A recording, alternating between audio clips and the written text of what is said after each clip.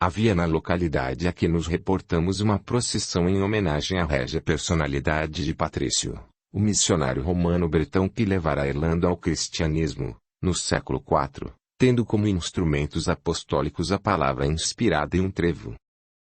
No dia marcado, Kevin estava cheio de ansiedade. Sentia tanta falta de Miriel que chegava a sentir dores físicas no peito. Queria vê-la e abraçá-la. Aqueles 3 dias haviam sido uma eternidade. Mas naquele dia, finalmente, a teria nos braços para sempre. Despediu-se de sua família entre as lágrimas inconformadas da mãe e a preocupação do irmão. Despediu-se do instrutor, combinando o encontro depois de uma semana. Dos amigos, despediu-se sem palavras, pois não poderia desvendar-lhes suas pretensões. Na hora exata, encapuzou-se e foi à procissão, tomado de emoções. Encaminhou-se discretamente ao ponto de encontro, tentando avistar entre as muitas pessoas que o circundavam, os sinais de Miriel. De repente, como havia sido combinado, viu um vulto encapuzado trazendo à mão uma rosa rubra. Aproximou-se e sussurrou: És tu, minha princesa? A moça ergueu os olhos, encarando-o. Sou eu? Sem conter-se, Kevin segurou-lhe a mão e apertou, sentindo o corpo estremecer de saudade. Caminharam juntos, despistando a ama e os guardas, embrenhando-se na multidão. Em um momento oportuno, enveredaram-se em um bosque, escondendo-se entre arbustos e partindo em seguida por uma trilha quase desfeita, em correria.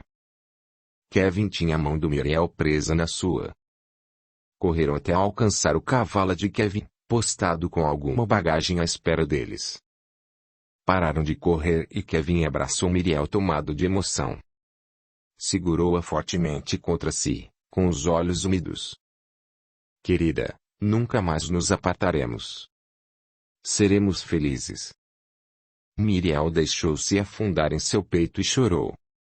Seus objetivos eram claros, mas a saudade imensa que eu sentia a confrangia. Kevin montou e ajudou a montar em sua garupa, agarrada a ele. Antes de fazer o cavalo partir, recordou-se do corcel árabe. Temos que buscar teu corcel. Onde o deixaste? Não vou levar, negro. Como não? Tu amas aquele cavalo. Não vais deixá-lo para trás. Agarrando-se a ele, sussurrou em seu ouvido. Eu amo mais a ti. Vamos embora. Satisfeito, o rapaz fez o cavalo avançar em trote apressado. Tinham que alcançar a cabana na floresta. Ali, agarrada a ele, Miriel sentia-se fraca para prosseguir com a vingança planejada. Então, recordava-se dele nos braços de outra e animava-se novamente, cheia de mágoa. Cavalgaram por 3 horas, sem parar. Chegaram a um recanto perdido na floresta. Havia um pequeno lago e flores silvestres por toda parte, já que a Irlanda estava às portas da primavera. Tudo era bucólico, pitoresco e belo. A pequena cabana e seus arredores pareciam incompatíveis com a mata densa que os circulavam. As flores exóticas e o marulhar de gansos no lago, o cheiro de terra umidificada pelas chuvas sempre tão constante na Irlanda, e o ar frio e reconfortante, davam um toque especial ao lugar.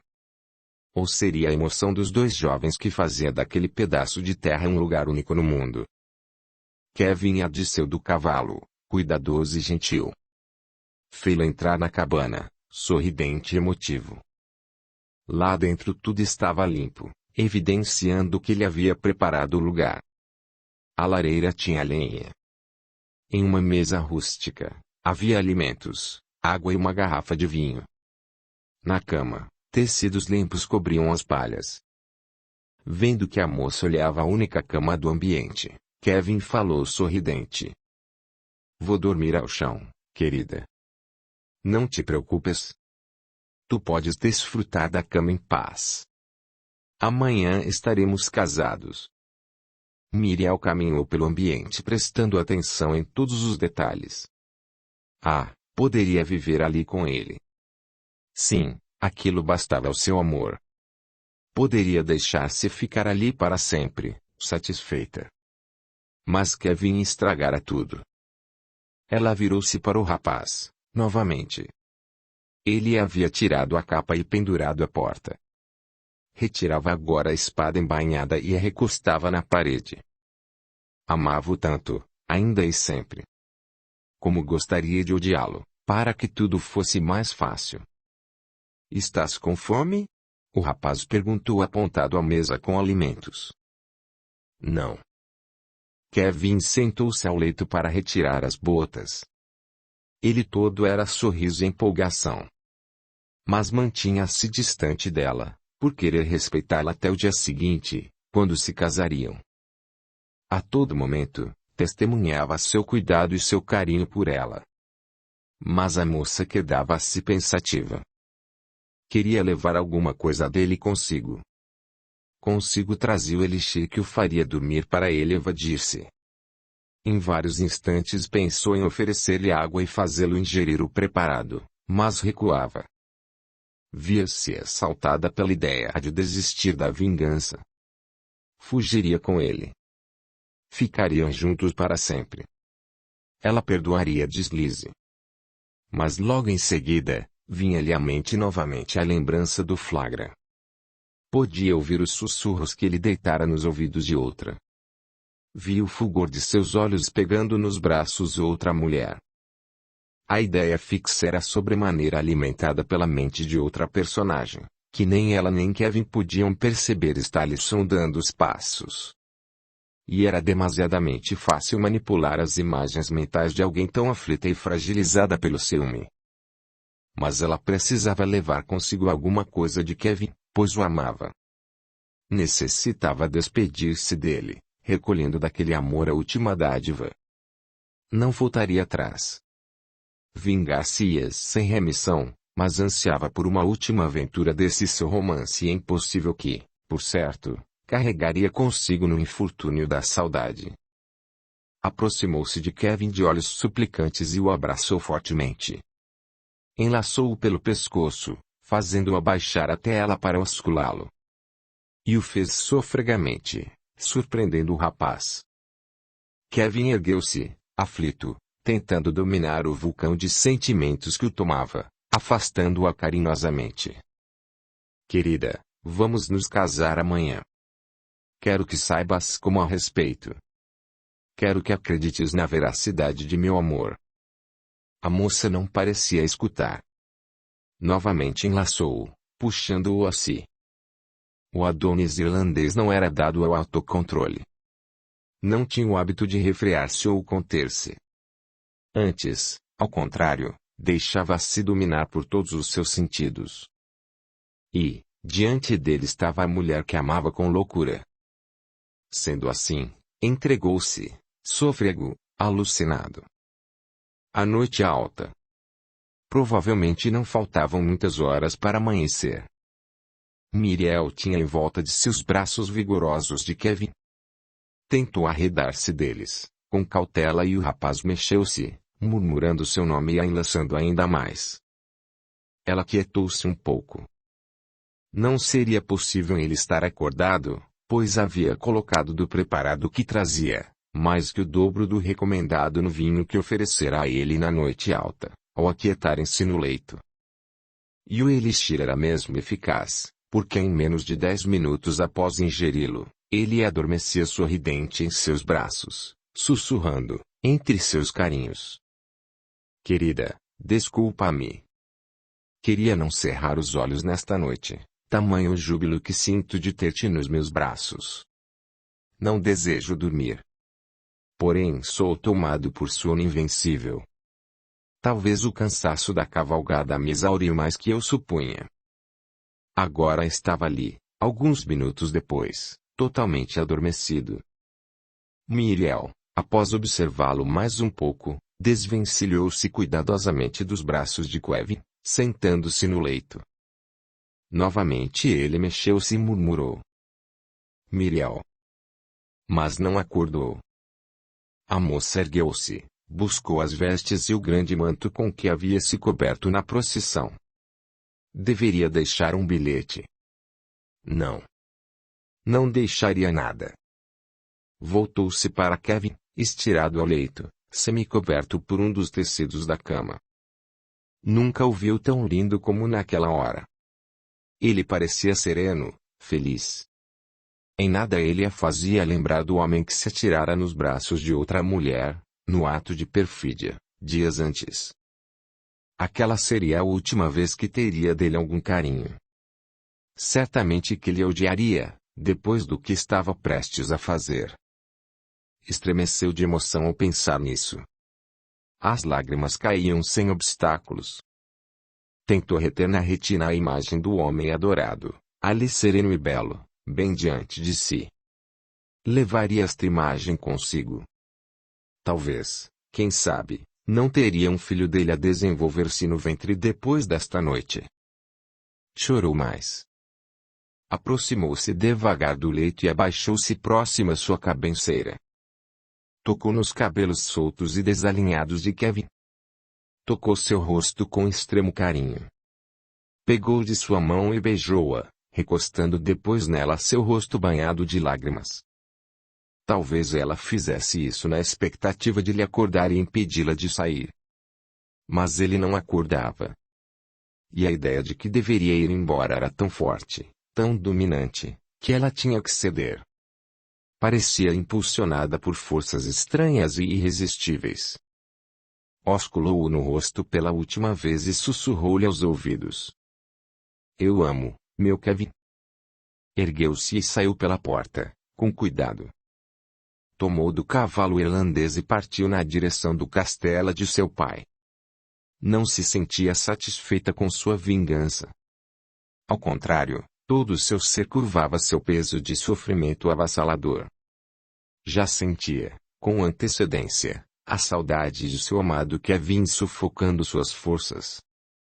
A respiração era-lhe custosa, a cabeça doía, o corpo estava trêmulo. Mas tinha seu orgulho.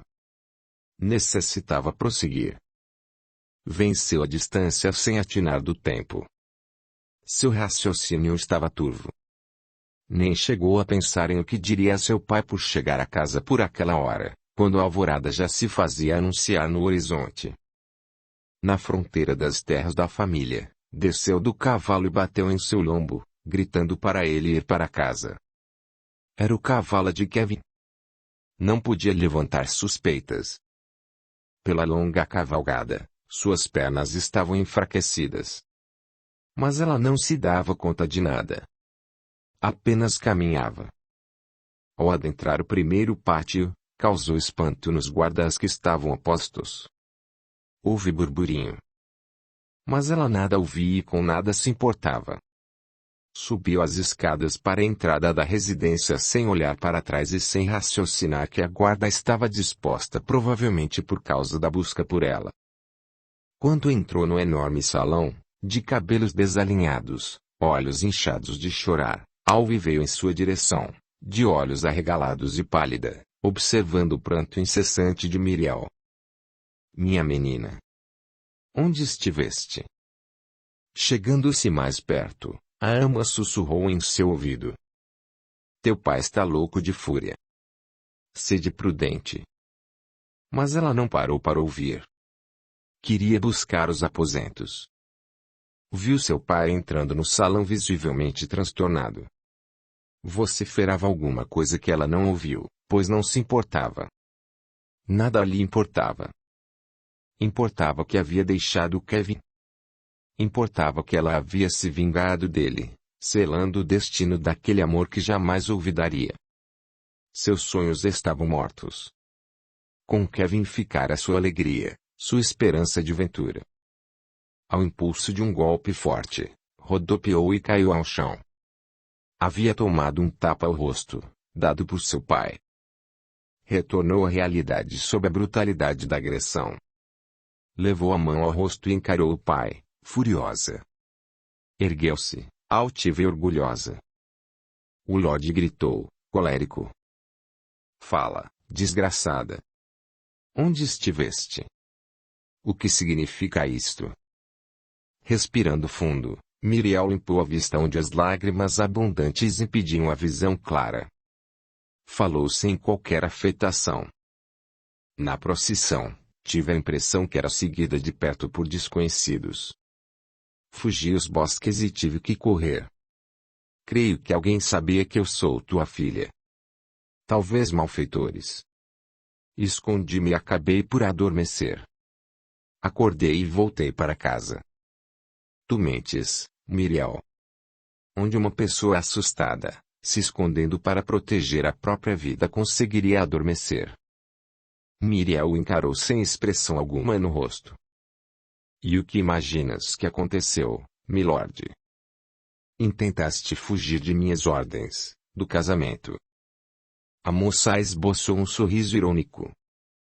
E por que, meu senhor, eu voltaria para ser agredida pelo senhor e a tempo de me casar? Imaginas que eu seja assim tão tola?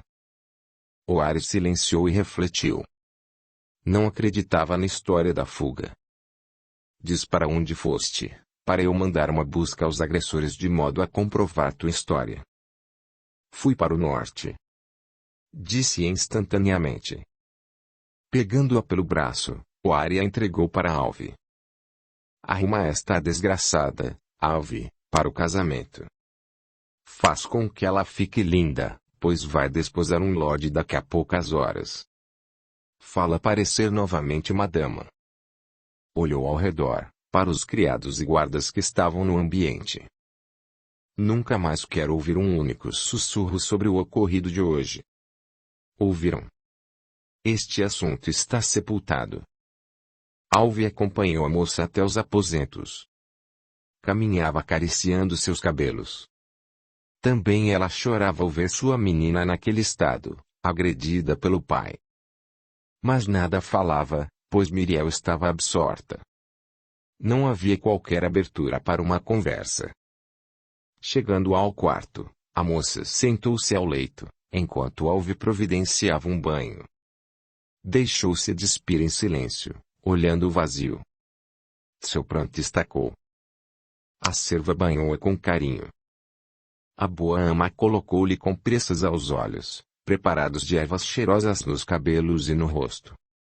Fez com que ela vestisse o vaporoso traje do casamento. Arrumou-lhe os cabelos com um arranjo de flores. Ao passo de algumas horas, a moça estava tão linda quanto seriam as deusas das antigas histórias celtas. Na hora programada, foi conduzida ao local da cerimônia, em silêncio total. Não prestava atenção aos convidados. Mal respondia aos cumprimentos que lhe eram dirigidos. Não percebeu os olhares emocionados do noivo. Nada a empolgava. De quando em quando, olhava para a entrada do ambiente, como a procurar por alguém. O que esperas, Miriel? Que ele entre aqui e a roube. Pensava consigo mesma, abaixando a fronte. Recebeu os votos em silêncio e deixando escapar a última lágrima. Está consumado, pensava consigo. A família arrumou-se para a viagem. O casamento havia sido de manhã para poderem empreender a viagem de núpcias logo em seguida. O novo casal, bem como Oari, a esposa e seu séquito, saíram em uma excursão que foi programada para ser longa. Miriel entrou no veículo ainda absorta, alheia. Seu marido sussurrava em seus ouvidos um ou outro elogio ou cortesia. Mas ela não respondia. Quando o veículo partiu, olhou mais uma vez para o caminho contrário, como procurando por alguém. No caminho, viu de longe seus bosques preferidos e chorou novamente. Ali, não longe, estava o riacho que testemunhara seu amor, seus sonhos. Estavam os campos onde passeara ao lado de seu belo Adonis irlandês. Por que, Kevin, destruíste nossas possibilidades de felicidade com a traição? Pensava angustiada. Enxugou as lágrimas e baixou a fronte, respirando profundamente. Urgia reagir. Seu destino estava selado. Miriel. Kevin murmurou, mexendo-se no leito, aguardando o carinho da companheira. Sua cabeça pesava, ainda molestado pela prostração do dia anterior. Como tardou os ósculos porque ansiava, procurou-a com as mãos, sem abrir os olhos, para enlaçá-la, mas ela não estava no leito. Abriu os olhos e esperou a capacidade visual se firmar. Olhou ao redor, com um sorriso no rosto, buscando a imagem adorada. Mas Miriel não estava. Sentou-se ao leito devagar, sentindo o corpo pesado. O que havia ocorrido? Certamente a emoção de estar com a mulher amada a abatera daquela maneira. Não se sentia daquele jeito nem sob os efeitos dos alcoólicos excessivos. Ficou contrafeito de Miriel não estar no ambiente. Devo adverti-la de que não deve levantar-se enquanto não acordar. Miriel deve saber que quero acordar e ver minha esposa ao meu lado, pensou, sorrindo. Sim, ela era sua esposa. Receberiam os votos em breve, mas ela já lhe pertencia, por causa dos seus direitos de homem, conforme as leis da época. Kevin ergueu-se com certa dificuldade. Estaria doente. Certamente Miriel estaria lá fora vendo os gansos no lago, pois sabia que ela gostava de aves. Enrolou-se nos tecidos da cama e caminhou. Que horas seriam aquelas? Deviam viajar logo cedo. Kevin abriu a porta e surpreendeu-se com a claridade do dia. A manhã é alta. Olhou ao redor e não viu Miriel. Chamou-a, Meliflu. Desejava muito vê-la e retê-la em seus braços. Podia ainda sentir o perfume suave que havia se impregnado nele e nos tecidos. De repente, Kevin percebeu que o cavalo não estava no lugar. Miriel havia saído com ele. Mas como saía sem avisá-lo? E para onde iria? Havia lenha e alimentos na cabana. Não haveria o que buscar. Ademais, já deveriam ter partido. Uma ideia fulminou seu cérebro. Seu coração precipitou-se, mas ele a repeliu com vigor. Não. Sua Miriel estaria por ali. Talvez sentisse falta de cavalgar e exercitava-se com o cavalo enquanto ele dormia. Kevin caminhou um pouco. Seu coração acelerava-se enquanto comprovava que a mulher amada não estava por perto.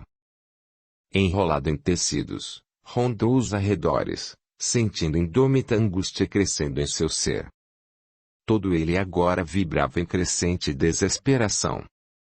Embora rejeitasse a tórrida sugestão que avassalava seus pensamentos, seus sentidos confrangiam-no a encarar a angustiosa realidade de que fora abandonado, rejeitado, desfeiteado. Ela, que tanto insistira na fuga, indiferente ao seu sofrimento mediante a situação delicada em que lhe deixaria a família mergulhada. Ela, que o fizera recuar aos sábios alvitres de Thompson para que não deixasse o sentimento verdadeiro que nutria tornar-se vasilhame de crime. Seria pelo temor superlativo da perseguição do noivo e do pai. Mas não era Miriel tão corajosa, chegando mesmo ao atrevimento. Não foi ela que se aninhou em seus braços no dia anterior, quando ele, Kevin, trazia o sincero intento de preservá-la até a cerimônia dos esponsais. O que significava tudo aquilo? Como ele não a viu partir, se tinha o sono leve. Antes de adormecer, não bebera mais que um copo do vinho oferecido gentilmente por ela mesma. Seu organismo não era fraco aos alcoólicos. Acabou por deixar-se vencer pelo desespero. Suores gélidos cobriam sua fronte, prenunciando o desgaste orgânico oriundo de seu desequilíbrio mental. Ia correr em direção à vila e recordou-se que deixara as vestes para trás. Ademais, necessitava vasculhar o lugar, para compreender os motivos da situação. Correu para a cabana, ainda sentindo o corpo pesado. Tropeçou mais de uma vez, sentindo-se traído pelo próprio equilíbrio. Entrando, vestiu-se com pressa, desajeitado. Pegou da espada à beira da cama, pois em sua mente estaria disposto a qualquer coisa. Seu corpo todo tremia e seu coração batia desordenadamente no peito. Sussurrava, de quando em quando, alucinado. Miriel. Miriel. Não fizeste isso? Vasculhou o pequeno lugar, buscando um indício, um bilhete, talvez. De quando em quando, jogava o que tinha à mão ruidosamente para longe, soltando gritos de fúria. Vasculhou a mesa, onde repousava o copo da bebida que havia ingerido. Encontrou um pequeno frasco desconhecido entre as coisas, contendo algum líquido. Levou-o ao nariz, tentando identificar o conteúdo. Cheirou também a caneca de vinho, buscando averiguar se havia sido intoxicado. Mas não havia dúvidas. Ainda podia sentir no corpo o efeito do estranho líquido que, certamente, batizara seu vinho. Havia sido enganado e traído. Miriel foi embora, levando o único cavalo. Kevin já não conseguia mais conter as lágrimas de angústia que o sufocavam. Saiu em correria desenfreada, auxiliado pelo vigor físico que possuía, vencendo o abatimento do elixir pela vontade férrea direcionada em um só objetivo: encontrar Miriel. Corria, corria, sem atinar da distância, sem atinar do cansaço, sem atinar mais nada. Precisava chegar até Miriel. De quando em vez, o corpo exausto reclamava que ele parasse para respirar e ele agarrava-se a uma árvore, abraçando-a como pedindo alento para sua angústia. Miriel. Por quê? Retomava o fôlego e continuava. Quando alcançou a estrada que levava à vila, olhou para o sol. A tarde ia alta. Em breve, o crepúsculo cobriria todas as coisas. Havia corrido por várias horas seguidas. Avançou para a própria casa, para buscar montaria. Seu aspecto era o pior possível. Seus cabelos desalinhados e empapados de suores abundantes, as vestes mais leves pregadas ao corpo, o rosto em um ricto de desespero incontido, a palidez de quem não se alimentara durante todo o dia e se extenuara no esforço supremo de correr uma distância muito longa. Arrepios periódicos prenunciavam a estafa orgânica, fazendo bater os dentes. Sua expressão traduzia terror e loucura. Entrou na propriedade, chamando a atenção do irmão, que recolhia algumas ferramentas, e da mãe, que estava no quintal. Não ouvia os questionamentos. Não respondia. Apenas dirigia-se ao estábulo como se apartado de qualquer outra realidade. Lá encontrou o cavalo da fuga que havia voltado ao lar.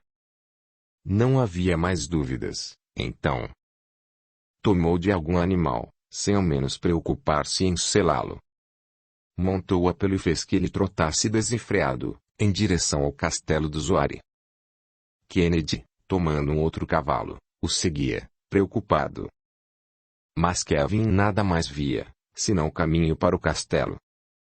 Não ouvia nem mesmo o bradar colérico do próprio corpo físico em colapso devido ao jejum e aos efeitos do elixir, reclamando alimentação e algum refazimento. Miriel. Miriel, gritava colérico. Apeou em frente à fortaleza e desceu como um dementado, seguindo em direção às escadas. Kennedy o alcançou, virando-o para si, sacudindo-o como chamando a realidade e gritando. Kevin. Kevin. Escuta. O que fazes? O que houve? O Adonis irlandês, parecendo sair um pouco da alucinação em que se afundara, levou as duas mãos no rosto do irmão e gritou, deixando as lágrimas rolarem. Ela me deixou, Kennedy. Fugiu de mim. Mas vim buscá-la. Vou levá-la, pois agora tenho sobre ela direitos de homem. Ela é minha. Vou requerer meu direito junto de quem quer que seja. É a lei. Não havia muitos guardas no castelo. Mas, quando se aperceberam, os dois irmãos estavam cercados por eles. Kennedy segurava vigorosamente o irmão, para impedir-lhe reações, tomado de terror ante a situação. O responsável pela segurança aproximou-se, segurando a empunhadura da espada, retirando parte dela da bainha, advertindo aos dois intrusos que ficassem em guarda e expusessem os motivos da invasão. Senhores, esta é a propriedade de Lord Zoari e sua família. Ordeno que me digam o que fazem aqui. Kevin encarou-o sem atinar para qualquer perigo, também levando a mão na empunhadura de sua espada. Exijo uma entrevista com o Lorde em caráter de urgência. Diga ao seu amo que Kevin McCann aguarda em nome da honra, para requerer direitos. O responsável pela segurança, apesar de austero e disciplinado, era um homem maduro de índole libada. Possuía um bom coração. Assumir o comando da guarda de Oari por ser de confiança irrestrita do Lorde, como um dia fora também dos soberanos do Ulster. Ao ver Kevin, talvez impulsionado pelos próprios pendores do coração benevolente, talvez impulsionado por alguma outra vontade que zelava anonimamente pelo desgraçado rapaz, compadeceu-se. Ele possuía um filho daquela idade. Observou também Kennedy, praticamente uma criança, ali tentando conter o rapaz, que estava visivelmente preso a insuperáveis desgostos. Recordou-se dos episódios da noite anterior, onde supostamente a irreverente filha do patrão havia fugido. A volta dela já pelo alvorecer e como havia chegado, banhada em lágrimas, visivelmente abatida. Compreendeu que, certamente, os fatos tinham alguma ligação. Como pai, enterneceu-se. Embainhou novamente a espada e aproximou-se mais, olhando o rapaz nos olhos. Dispensou a guarda para ficar a sós com os estranhos visitantes e falou em voz amigável. Sr. Kevin McCann, sinto informá-lo que Lord Oari não poderá conceder-te uma entrevista, pois ele não se encontra na propriedade. Kevin empalideceu. E onde posso encontrá-lo, então? Ele empreendeu viagem, senhor, acompanhado de toda a família, após o casamento de senhorita Miriel e Lord Owen. As pernas do rapaz irlandês pareciam falhar. Estava ali a confirmação de sua decepção. Houve, então, o casamento. Sussurrou como para si mesmo. Sim, senhor. Casaram-se esta manhã. E saíram em viagem logo em seguida. Passando as mãos pelos cabelos, Kevin respirou profundamente. Diz-me, soldado. Para onde foram?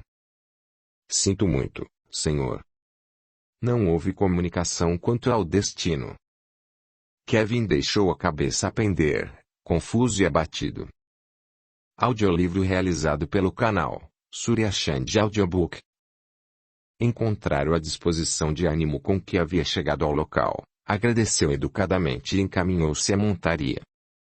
O encarregado, então, chamando-o, disse com ver a disposição de ajudar. Permite-me, meu jovem, dizer-te uma coisa, independentemente de minha posição de comandante da guarda. Kevin virou-se para ele de olhar iluminado. Pensava que recolheria alguma notícia relevante de Miriel. Peço que fale. Colocando a mão no ombro do rapaz, falou com brandura. Imagino que estás sendo vítima de algum desgosto muito sério para te arrojares na imprecação de invadir amado a casa de um lorde e desafiar sua guarda, clamando palestra particular. Mas vou falar-te como um pai, não como um soldado, pois tenho um filho de tua idade. Seja o que for que te aborrece, certamente que está irremediável nas atuais circunstâncias, como julgo pela tua expressão de decepção.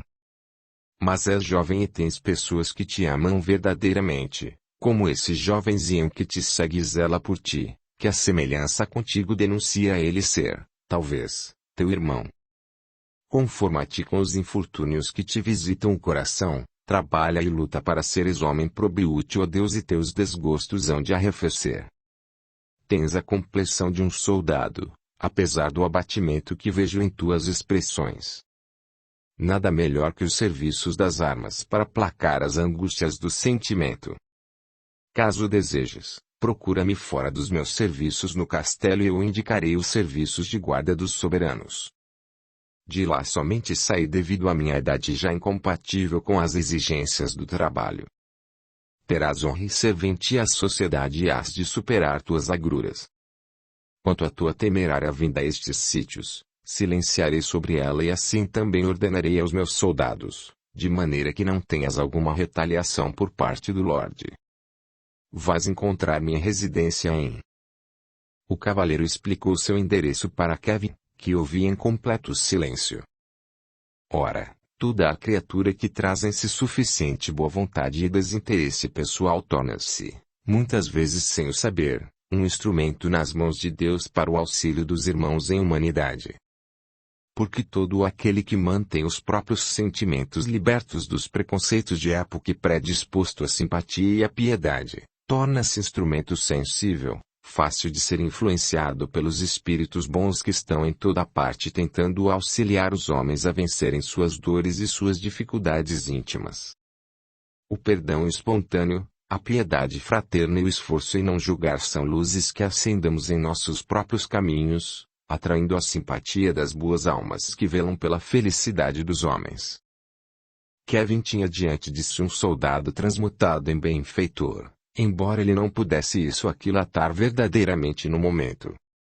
Um homem que, mesmo desconhecido, interessava-se por seu destino. O rapaz agradeceu sem muitas expansões, absorto em si mesmo e seguiu adiante. Estava tudo acabado. Miriel o havia enganado deliberadamente. Nada mais restava. Não adiantaria segui-los, pois nem ao menos sabia para qual lado foram e certamente o guarda não falaria. Já estariam longe àquela hora, quando o crepúsculo já alcançava o horizonte. Retomou a montaria derrotado por sua extrema confusão mental. Perguntava-se o porquê a todo instante. Não compreendia. Seu amor por ela chegava às raias da loucura, e ela o havia desfeiteado. Pensava agora em suas atitudes evasivas 3 dias antes da fuga. Certamente que já estava decidida ao sinistro plano desde aquela hora. Ela não havia levado o cavalo árabe. Não, ela não pretendia fugir. Não foi simplesmente um arrependimento repentino ou o temor acebo das consequências que a fez voltar ao lar e se casar com outro. Havia sido tudo premeditado. Um plano arquitetado para humilhá-lo. Recordou-se da bebida gentilmente servida por ela, adulterada com algum tóxico que me fez dormir pesadamente. Somente naquela hora recordou-se que ela não levara qualquer bagagem ou muda de roupa. Somente naquela hora lhe desvendava toda a teia de circunstâncias que precederam a atitude ignominiosa de sua eleita. Miriel. Por quê? No entanto, ele surpreendera um amor tão grande quanto o dele naqueles olhos verdes que o encantavam. Recordava-se dela, entregue aos seus carinhos, jogada em seus braços. Por quê? Não havia resposta além desta. Brincara com ele. Fizera dele uma distração, um divertimento que cultivara pelo capricho de se sentir tão ardentemente amada por um homem. Kevin sentia-se usado e ultrajado em seus brios. Supremo despeito lhe oprimiu o peito. Pensou por um instante se aquilo não seria um castigo pelos tantos corações que certamente ele fizera sentir daquela maneira. Tudo era mentira. Todo aquele amor, os planos, os sonhos. Tudo não passava de poeira jogada ao vento. Seu mundo despedaçara-se irremediavelmente. Miriel não rumou para casa. Encaminhou-se para a academia de Thompson, seguido por Kennedy, que o acompanhava, compungido. Desceu da montaria fraco, trôpego. Não havia se alimentado. O corpo tiritava em estranhos calafrios, que o faziam ranger os dentes. Sentia ondas de choque enfraquecendo suas pernas, que vacilavam. Em seu peito os estertores se seguiam, descontrolados. O suor gelado lhe empapava os cabelos e a veste. O peso do próprio corpo o incomodava. A saúde vigorosa e a robustez característica não suportaram um embate cruel de emoções tão fortes e desequilibradas. O corpo curvava-se ao mal-estar, para obrigá-lo a algum retempero. O velho instrutor surpreendeu-se amargamente ao vê-lo entrando. Seu aspecto era assustador e preocupante. Kevin andou até ele, sem conter as lágrimas que aljofravam livremente, jogando-se em seus braços protetores como um menino desamparado.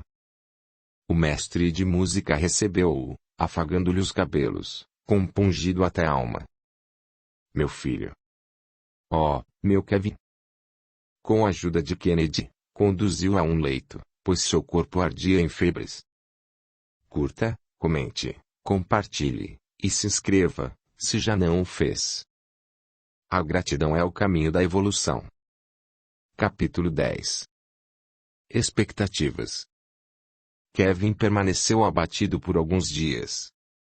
Silencioso e triste, voltou ao lar, preocupando enormemente a mãe, que receava por sua saúde física e mental.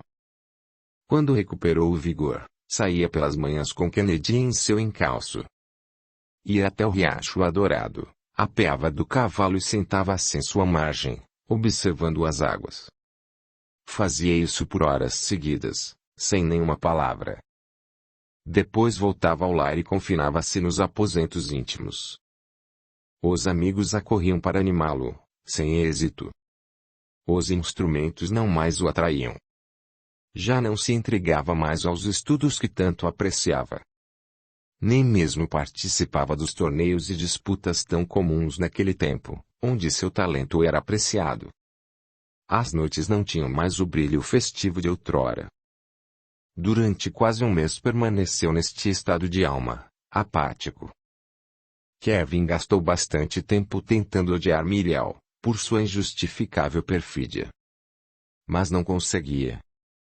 O único sentimento que o tomava era um amor imenso, agora cheio de mágoas e despeito, ciúmes e solidão. Muitas vezes ficava irado, descontrolado de ciúmes ao imaginar Miriel nos braços de Owen. Entregava-se às libações e começava a lançar longe o que o estivesse ao alcance de suas mãos, gritava imprecações, prometia agressões, assustando a mãe e o irmão. Thompson, pressuroso, acudia-os, acalmando e admoestando-o. Aguardava o retorno do casal e ensaiava como iria requerer seu direito sobre Miriel, conforme as leis permitiam nas peculiaridades das circunstâncias. Imaginava o duelo onde trucidaria o oponente facilmente. Mas relembrava a traição da mulher amada, que o abandonara sem ao menos um bilhete que aplacasse sua desesperação. Palavras que não deixariam no vácuo de nada a compreender. Pensava, então, em lavar sua honra com sangue de ambos, imaginando um enfrentamento trágico e digno das encenações dos grandes dramas gregos. Mas a ideia de Miriel morrer o fazia ajoelhar-se ao chão, rogando a Deus o perdoasse por sequer imaginar alguma coisa como aquela. A saudade que o confrangia parecia querer enlouquecê-lo. Miriel nada deixara, além do vazio de sua ausência e das lembranças dos momentos vividos. Havia também o lencinho bordado, que invariavelmente estava com ele, já encardido pelas lágrimas que recolhia de seu rosto.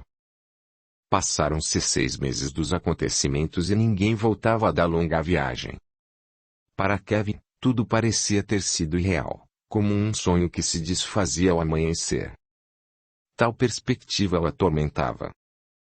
Nessas horas, ele corria até o riacho e caminhava pelos campos onde com ela estivera, para reviver os momentos que ali passaram juntos. Ia também à cabana na floresta, às vezes entrando por sua porta apressado, como se para encontrar dentro dela a mulher que adorava. Muitas vezes, lançava-se ao leito onde haviam estado, cheirando os tecidos já empoeirados, buscando os vestígios dela, entre blasfêmias e indignação. Kennedy e sua mãe temiam que ele tomasse alguma atitude contra a própria vida e o vigiavam de perto. Os amigos acudiam tentando furtá-lo para os divertimentos, para as distrações. Aos poucos, Kevin controlou-se, mas a alegria e o bom humor que o caracterizavam, deram lugar a um silêncio sempre constante. Silêncio este que não existia em sua mente agitada. Depois de algum tempo, um dia sentiu-se verdadeiramente exausto de tentar odiar Miriel e esperar que ela retornasse. Raciocinou que o Lord Owen, que era um homem vivido, descobrira que a moça se entregara a outro antes do casamento. Se não havia voltado para investigar quem seria o culpado para lavar a honra em um duelo, e repudiar a recente esposa, pedindo a indenização justa ao pai descuidado, como seria de seu direito, seria porque resolvera permanecer distante das terras onde havia sido ultrajado como pretendente. De certo não arriscaria manter a atual esposa no ambiente onde ela havia tido um amante antes do casamento.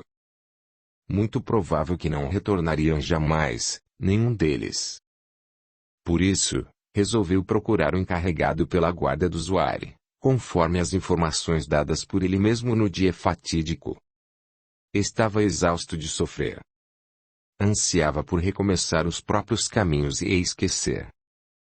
Pela benevolência desse desinteressado amigo, adentrou os serviços de segurança dos soberanos do Ulster, iniciando-se pela mais baixa posição. Mas Kevin era talentoso como cavalheiro. Tinha porte e competência nas armas, além dos dotes de inteligência e perspicácia. Por isso, logo conquistou a confiança e a admiração de superiores. Ao longo de um ano de trabalhos, estava em posição de destaque no comando de todo um regimento de cavaleiros, devido à sua aptidão e ao seu conhecimento dos equinos. Retomou interesse pela música e voltou a frequentar a academia de Thompson, para regozijo deste. Retomou os estudos filosóficos de sua preferência e estudou também a linguística e a literatura clássica, como apreciador da latinidade. Retomou também o gosto pelos divertimentos, junto aos amigos. Seu característico bom humor iluminava novamente seu semblante, embora seus olhos claros e distantes evidenciassem que alguma contrariedade vivida houvesse apagado o brilho das esperanças mais ternas. Egan já se encontrava casado com a Ciri, Melvino também consorciara-se com uma bela donzela da vila, e Kevin tinha nos lares destes as credenciais de intimidade de irmão dos jovens esposos, embora não fosse uma companhia adequada a maridos probos, pois muitas vezes os arrastava aos divertimentos, deixando desalentadas as esposas dos amigos. Ao passar de 3 longos anos, o Adonis irlandês era visto pelas ruas e estradas, pelas vilas e aldeias, montado em um de seus magníficos cavalos puro sangue irlandeses, trajando um imponente e pesado uniforme de armas, carregando na cota de aço as insígnias de honra de sua posição de comando. Na espada forjada especialmente para ele, mandara imprimir os antigos símbolos de seus antepassados, homenageando o seu falecido pai. Raramente trazia-o escondendo seus cabelos sempre soltos e os ombros. Sua complexão tornara-se ainda mais vigorosa que dantes, devido ao hábito dos exercícios constantes, tornando-o alvo de arrebatamentos de moças e inveja de outros rapazes. Tirando as esposas ou noivas e de seus amigos, para quem votava amor fraternal, raramente respeitava qualquer mulher, em sua condição de casada ou solteira, donzela ou viúva. Entregava-se às conquistas, magoado com todas por causa de Miriel. Nunca mais seu coração foi arrebatado por nenhuma outra. Nunca mais outra moça ocupou seus pensamentos e seu interesse daquela maneira. Miriel não voltara mais a Ulster. Kevin obtivera, por acaso, notícias de que a família havia ido, talvez, na direção da Bretanha, mas não procurou aprofundar suas pesquisas. Queria esquecê-la. A distância fizera arrefecer o desespero, a ira e até mesmo o intento de procurar por ela. Depois de 3 anos, o rapaz irlandês concluía que aquele amor avassalador, imenso, havia se transfigurado em uma lembrança dolorosa e distante, que ele levaria consigo para sempre. Ela seria para ele, por toda a vida, o símbolo de que o amor verdadeiro não passa de espessa teia de amarguras para quem se deixa envolver por ele. Ela era a prova de que um dia seu coração viu-se verdadeiramente enleado de sonhos de ventura ao lado de uma mulher, apenas.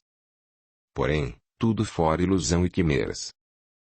Agora posicionava-se como um homem no mundo que jamais tornaria tal desajuste de caráter, como seria este de entregar-se daquela maneira a um sentimento que só fazia por enfraquecer e humilhar a dignidade masculina. Tal sentimento seria próprio aos frágeis e débeis de personalidade. Em um dia de primavera daquele ano, Kevin cavalgava em direção a uma das casas da vila, com um encargo muito especial e grato ao seu coração. Por isso mesmo, seu traje de cavalheiro estava irrepreensível. Na cota de malha, além do usual, trazia também as insígnias de honra e as condecorações. Encaminhava-se embaixo de chuva fina para a casa de Brenna, a eleita de seu irmão pelo coração. Ia como chefe de família, já que possuía os direitos da primogenitura. Não tinha pressa. Seu cavalo trotava, garboso e imponente, como pedia a ocasião. Ao chegar, foi recebido gentilmente pelo chefe da casa, o pai de Brenna, Sr. Simon, que exercia a profissão de carpinteiro. Apeou, cumprimentou-o cordialmente e foi introduzido no lar para os ajustes. Estes se deram sem muitas dificuldades, pois Simon era amigo de Kane e apreciava bastante o Kennedy. Embora não admirasse a postura irreverente e irresponsável de Kevin, sempre visto nas tavernas e nas noites, compreendia a diferença de postura entre os irmãos. Mesmo assim, recebia Kevin com estima e intimidade, baseado na memória de seu saudoso amigo. Por isso mesmo, o jovem McCann foi introduzido ao jantar de maneira informal e amistosa, para que participasse do regozijo geral. Todos sorriam. Depois de um certo tempo, os assuntos pertinentes ao noivado deram espaço também para outros assuntos, que eram tratados na alacridade dos presentes, com mais intimidade e descontração. A um certo momento, porque conversavam sobre os acontecimentos de ao redor, a esposa de Simon, parecendo recordar-se de alguma coisa, volta-se para o marido. Tu te informaste quanto aos nobres que te contrataram? Ah, sim. Esqueci-me de comentar. Voltam amanhã. Deves apresentar-te com equipe de moças para o serviço para a contratação. Simon, olhando para a esposa, sorriu parecendo lembrar-se de alguma coisa muito grata. Limpou a boca com um guardanapo de tecido e falou vivamente. Bom teres tocado no assunto, mulher. Muito bom. Voltou-se para o convidado, com viva empolgação. Escuta, Kevin McCann, bom que estejas aqui. Isso interessa a ti e ao teu irmão. Fui contatado há algumas semanas para fazer algumas reformas em um castelo de nobres que retornarão amanhã de longa viagem pela Bretanha. Passaram mais de 3 anos fora e agora voltam contratando novos servos e querem renovar os seus cavalos. Kennedy e tu possuem os melhores cavalos da região e eu pensei em indicar ao contratador deles o nome de vocês para que abram negociações. O que pensas sobre isso? Kevin parou a refeição e encarou o futuro sogro do irmão em silêncio por alguns instantes, com expressão grave. Lembrou-se então de esboçar um sorriso amigável e perguntou em tom baixo, evidenciando inquietação. Quem seriam, meu senhor, os nobres a quem te referes? Lord Oare e o casal Orishioen. Retornam para a fortaleza de Oare? Sim. Ao que sei, todos residirão juntos por lá, por pedido do velho Lorde. Kevin sentiu-se petrificar. O coração disparou no peito e suores começaram a se acumular em sua testa. Seu sorriso desapareceu. Kevin McCann, estás bem? Pareces pálido. Falou Simon em voz baixa. O rapaz pareceu voltar-se da abstração em que mergulhara. Desconcertou-se, respondendo com um sorriso. Perdão, senhor. É o excesso de trabalho. Preciso realmente descansar. Se me permite, preciso retirar-me. Kevin ergueu-se e os anfitriões também. Recordou-se da pergunta de Simon e disse em tom amistoso. Quanto aos cavalos, vou dizer a Kennedy para vir conversar com o senhor. Por causa de meus serviços nas armas, é ele quem está cuidando do assunto. Mas agradeço imensamente a tua lembrança. Agora, se me permites, devo retirar-me. Simon estranhou o repentino abatimento do rapaz, que até então estava alegre e descontraído. Acompanhou-o até a porta e o viu sair em trote apressado sob a chuva que descia mais pesada. Kevin sentia-se atordoado. Estava incomodado, sem lugar. Voltou para casa e Kennedy o aguardava, ansioso. Ao vê-lo com a expressão transtornada e desgostosa, o caçula de cana impressionou-se vivamente. Temia o insucesso do pedido. Por isso mesmo, aproximou-se de coração precipitado, falando em voz muito baixa, enquanto retirava do irmão a capa e o ajudava com as luvas. Diz-me, meu irmão, o que houve? O Sr. Simon não apreciou o pedido que foste fazer? Rejeitou a oferta? Então Kevin deu-se conta de seu estado de alma. Esforçou-se para aliviar as expressões e sorriu. Ora, Kennedy, minha expressão é de cansaço, só isso. Foi um dia duro. O teu futuro sogro aceitou a tua proposta e já combinamos o dote e os detalhes da corte. Não te preocupes. Brenna é tua. Kennedy abraçou o irmão em um salto, sorrindo largamente. Recebeu um ósculo de parabéns e depois foi até a mãe, que adentrava o ambiente, contar-lhe as novas. Aproveitando-se do momento, Kevin subiu aos aposentos. Com a ajuda de seu criado de quarto, retirou o uniforme e banhou-se, vestindo-se com um novo traje, pois desejava sair novamente. Desceu as escadas, ajeitando as luvas para sair, quando foi visto por sua mãe. Vais sair novamente, meu filho? Vou, minha mãe. Não estaria um pouco tarde? E ainda com essa chuva.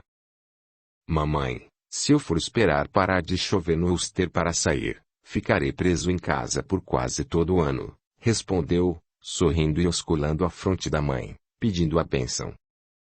Ao vê-lo atravessar a porta, Julien voltou-se para Kennedy. O que tem teu irmão, meu filho? Não me parece bem. Não sei, mamãe. Ele chegou em casa assim, mas não fez qualquer comentário. A viúva de cana esfregou as mãos, preocupada. Caminhou até a janela que dava para a saída e abriu-a, buscando ver o filho, que já se afastava a trote rápido. Fechou a janela de olhar aflito. Mamãe, o que há? Por que tanta apreensão? Kennedy, soube hoje que a tal filha de Oar está voltando para a fortaleza na colina. Ela, o marido e o pai. Kennedy arregalou os olhos. Achas que Kevin sabe? Tu viste a expressão dele? Mas, depois de 3 anos, minha mãe, será que ele já não se esqueceu dessa moça? Ainda mais depois do que ela fez com ele. Acreditas que ele ainda tem algum sentimento por ela? Julien caminhou até uma cadeira e sentou-se, fitando o filho. Não sei, meu filho. Quando olho nos olhos de Kevin vejo a grande mágoa que ficou de tudo isso. Há algumas coisas que o tempo não cura. Mas agora essa moça é casada. Acredito que tudo aquilo não passou de desvario de juventude, do qual ela acordou a tempo, por isso fugiu dele. Está claro que ela repensou e preferiu casar-se com o tal nobre. Não creio que ela procure Kevin nunca mais, minha mãe. Meu medo é que ele a procure e não o contrário. Kevin é voluntarioso e descontrolado, quando se fala em assuntos do coração. Conheço bem e não sinto segurança quando ele diz já tê-la esquecido. Está magoado ainda e pode querer a desforra por causa de seus sentimentos feridos.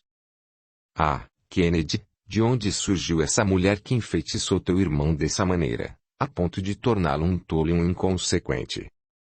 Quais sortilégios teria usado para enredá-lo de tal modo que ele não ouça mais ninguém, não raciocine sem verede pelo crime e pela loucura, como faz quando envolvido com ela? Desde que dela ouvi o nome pela primeira vez que trago graves pressentimentos. Ela o vai desgraçar, meu filho. Eu posso sentir. Colocando as 2 mãos no rosto, Julien deixou-se chorar. Kennedy aproximou-se e a abraçou, consolando-a. Enquanto isso, Kevin cavalgava nas ruas. Foi em direção à casa de Egan. Precisava estar com um amigo. Foi recebido carinhosamente pelo companheiro de academia e introduzido ao lar. O jovem casal ceava. Kevin declinou do convite para acompanhar, explicando que já havia se alimentado na casa da agora noiva de Kennedy. A notícia foi recebida com alegria pelo casal de amigos. No final de contas, teu irmão mais novo vai casar-se antes de ti, Kevin? Perguntou Egan com um sorriso zombeteiro. Sim. E assim é melhor. Kennedy tem mais inclinação para o matrimônio que eu, respondeu sorrindo.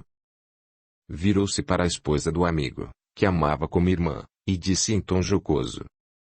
Não estou dizendo, bela Ciri, que o matrimônio tenha muitos defeitos.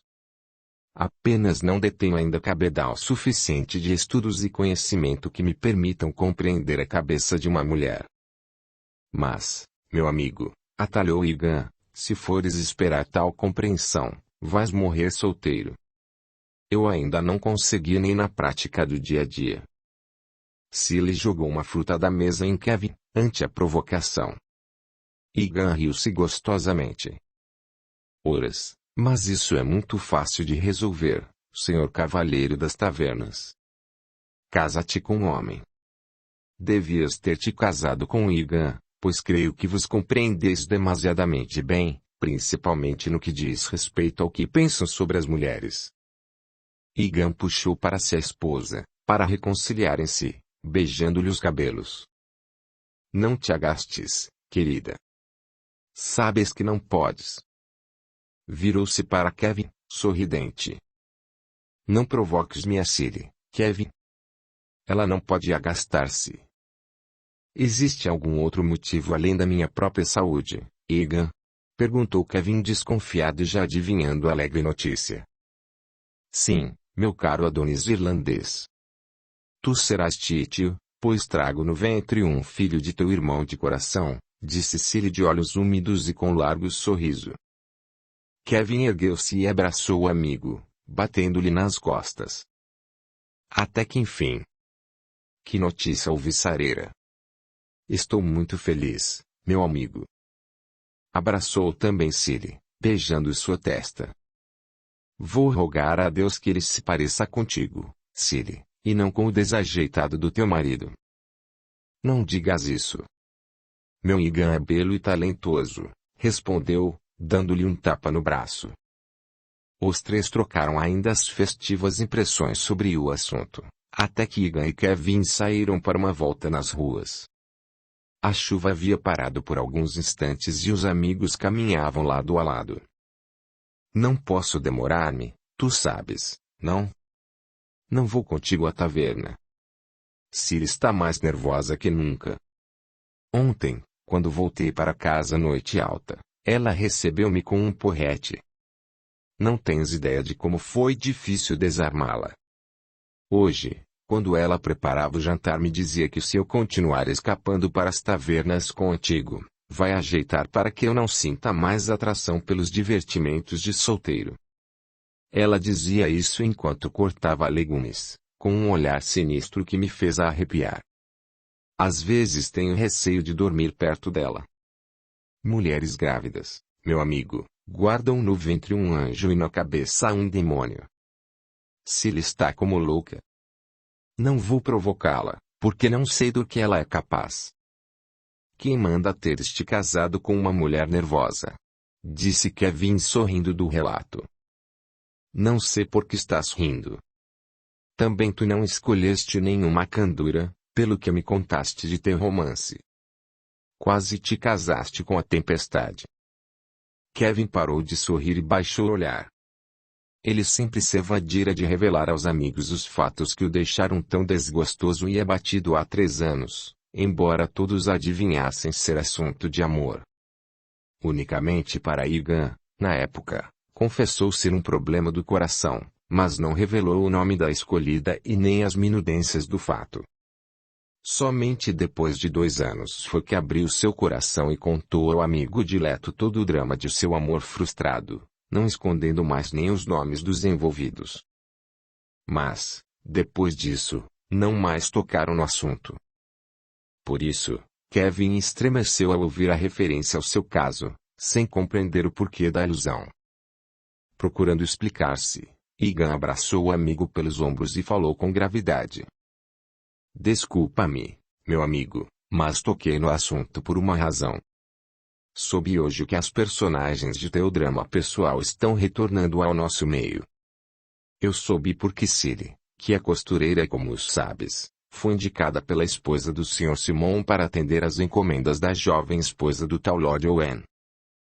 Kevin ergueu a fronte e encarou o amigo, em silêncio por algum tempo. Eu já o soube, Egan. Não te preocupes.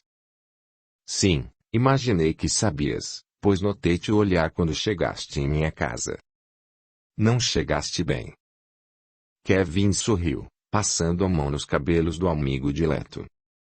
Não te preocupes. A notícia pegou-me desprevenido, só isso. Mas nada mudou, Egan. Miriel está morta para mim. Toda essa história está morta para mim. Egan olhou o amigo sem se convencer de suas palavras. Conhecia Kevin desde a infância e sempre foram muito ligados. Quero que saibas que, caso precises, estarei aqui. Não faças nada sem antes conversarmos, está bem? Não te preocupes.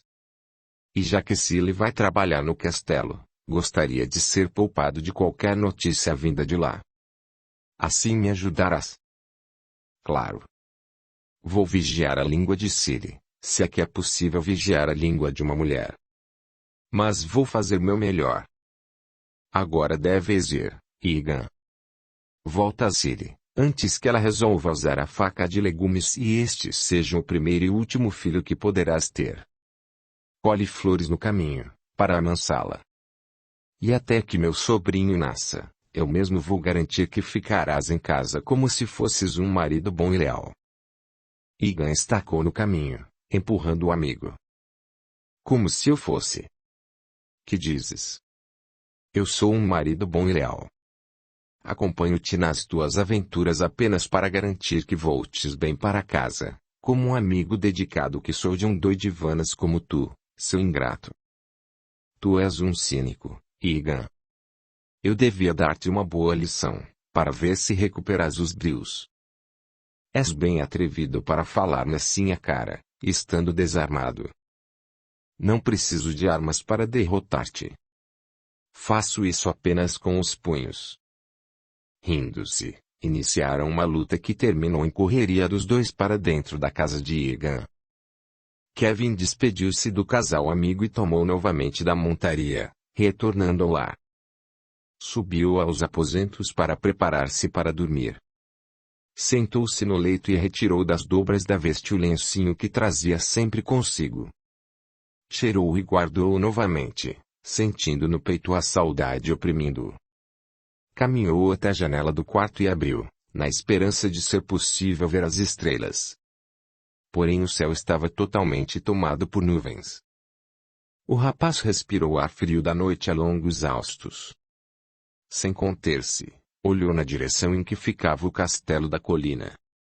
Não era possível, de onde estava, ver nenhum de seus contornos, mesmo de dia, por causa das árvores nos bosques próximos. Fechou a janela novamente e deitou-se, procurando repousar. Mas sua inquietação íntima era grande. Quando, finalmente, foi vencido pelos braços de Morpeus, sussurrou antes de adormecer. Miriel. Capítulo 11. A história de Oriche e o regresso a Ulster. Miriel voltava a Ulster após 3 longos anos de ausência.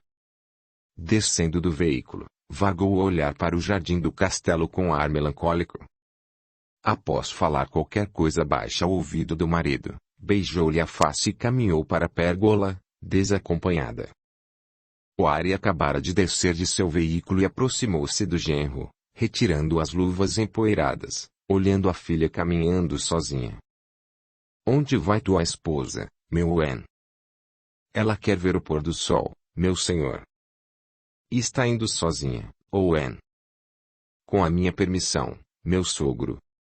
Não vejo problemas. Certamente está com saudades do lar onde passou a infância. Oari olhou para o marido da filha com severidade por alguns momentos, batendo, depois, a mão em suas costas, retirando-se. Passei toda a infância dessa menina fazendo os gostos dela, meu caro genro. Não cometa a mesma imprudência. Orishi retirou as luvas e olhou para a esposa no jardim. Depois, expediu algumas ordens para os servos e ouvia os informes de outros, quanto aos serviços e providências. Miriel chegou à pérgola e olhou o pôr do sol, em silêncio. A chuva constante havia dado alguma trégua e o céu estava temporariamente limpo. Encostando-se em uma das vigas na lateral, a moça fez balançar a robusta trepadeira que a cobria, caindo, por isso, gotas que estavam acumuladas nas folhas, em uma pequena chuva. Ela ergueu a cabeça para recolher algumas ao rosto, fechando os olhos e sorrindo. Depois, recostou-se ao guarda-corpo e olhou ao longe, com olhos úmidos. Ali tivera um de seus últimos encontros com Kevin. Que maldição seria esse amor que não recuava mesmo instado pelo ciúme, pela mágoa, pela distância e pelo tempo? Ali, agora, naquele jardim, seu coração deixava claro que nada mudara em seus sentimentos. Ele estava vivo dentro dela e materializado de tal modo que, fechando os olhos, ela podia sentir seu cheiro e ouvir o tom de sua voz. Assim estava quando, de repente, foi tirada de seus devaneios por uma emoção repentina. Sentiu seu coração descompassando-se, a respiração tornando-se opressa, suas extremidades ficando frias. Pressentia alguém atrás de si, mas não se virou para olhar, paralisada pelos sentimentos desencontrados que a tomavam. Em dado momento, sentiu uma mão masculina tocando-a delicadamente aos ombros. Sentindo as próprias pernas amolecerem, a moça levou as mãos ao peito, apertando-o a si mesma, e virou-se devagar, para fitar quem a chamava. Mas era apenas Orishi. Está se sentindo bem, Miriel? Perguntou o marido, estranhando-lhe a repentina palidez e o tremor de suas mãos. Sim. Apenas extenuada pela viagem. Se me der licença, meu marido, vou ver Bragnai e me recolher para algum descanso. Miriel caminhou, então, para o castelo, deixando Orishi para trás. Subiu apressadamente as escadas até o salão. Andou até a escadaria que dava aos aposentos e subiu com passos rápidos. Entrou nos aposentos íntimos e encontrou Alvi. Onde está Bragnai? Já dormiu, senhora. Estava exausta. Miriel sentou-se no leito em silêncio por alguns minutos. Depois ergueu-se, ordenando. Alvi, ajude-me com um banho. Depois vou descansar e não desejo ser importunada por quem quer que seja. A senhora não vai alimentar-se? Não tenho fome. Estou indisposta. Avise ao meu marido na ceia. Alvi auxiliou e desceu, em seguida, para o salão onde eram servidas as refeições. Ao vê-la chegar sozinha, para os serviços, Orishi a contemplou, interrogativo. Aproximando-se do amo, Alvi disse-lhe em tom baixo. A senhora está indisposta, milord. Está descansando nos próprios aposentos e ordenou-me transmitir ao senhor suas desculpas. Orishi respirou profundamente, contrafeito. Pedimos licença ao amigo que nos honra com sua atenção para que nos ocupemos um pouco da singular personalidade de Orishi Ueno e dos acontecimentos que precederam o momento em que ele ceava em seu novo lar, o Castelo Ari, e até de sua vida antes do casamento com Miriel, para que compreendamos algumas particularidades da narrativa. Após a cerimônia das bodas, a nova família, juntamente com os sogros, debandou a Bretanha, onde Oari tinha parentes. Na viagem de núpcias, Orishi não tardou a descobrir que Miriel havia tido um amante antes do casamento e se enfureceu. Mas, por força do sentimento que nutria e de possuir os pendores reais de um cavalheiro, resolveu não repudiar a esposa, aceitando-a com o passar dos dias. Orishi era um homem probo e gentil. Aquele não seria seu primeiro matrimônio. Havia se casado pela primeira vez antes das 20 primaveras de existência com uma prima de nome Lizzie, que lhe amava com toda a sua alma desde a infância.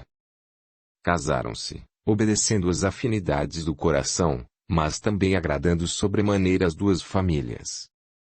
Porém, apesar do imenso amor que unia o casal, depois de 5 anos de casamento, nenhum herdeiro viera iluminar o luxuoso lar de Owen. A esposa, sensível e impressionável, procurava todos os meios possíveis para dar um herdeiro ao marido, convencida de que a dificuldade residia em seu organismo, como era comum pensar-se na época. Procurou facultativos, herbanários, sacerdotes, pitonisas, feiticeiros sem lograr êxito, pois, ao contrário do que acreditava, quem possuía limitações para a reprodução era o marido.